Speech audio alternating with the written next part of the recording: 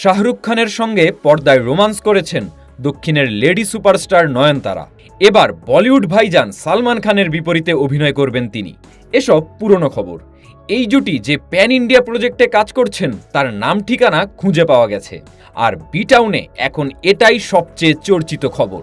বলিউড ভিত্তিক news outlet ফিল্মফেয়ারের এক প্রতিবেদনে দাবি করা হয়েছে ২০২৭ সালের ঈদে মুক্তির অপেক্ষায় থাকা সিনেমাটির নাম রাখা হয়েছে মনস্টার। যদিও প্রযোজনা সংস্থার পক্ষ থেকে এখনও আনুষ্ঠানিক কোনো ঘোষণা দেওয়া হয়নি। তবে বিগ বাজেটের এই সিনেমাটির নামটা যে এটাই হতে যাচ্ছে তা এক প্রকার নিশ্চিত। সিনেমাটি সালমান খান ও দিল রাজুর প্রথম যৌথ কাজ। এই প্রজেক্টের অ্যাকশন দৃশ্য নিয়েও নাকি বেশ সক্রিয় সালমান। সম্প্রতি এই সিনেমার শুটিংয়ে ব্যবহৃত তার বডি ডাবলের হৃদরোগে আক্রান্ত হওয়ার খবর সামনে এসেছিল।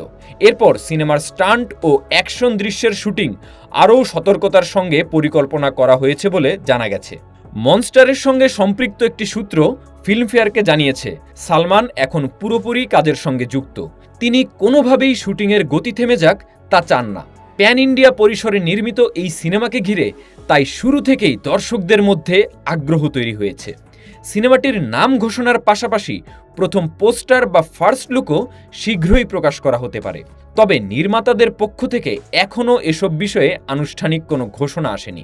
এদিকে সিনেমাটির পাশাপাশি সালমানের হাতে রয়েছে আরও একটি বড় দায়িত্ব।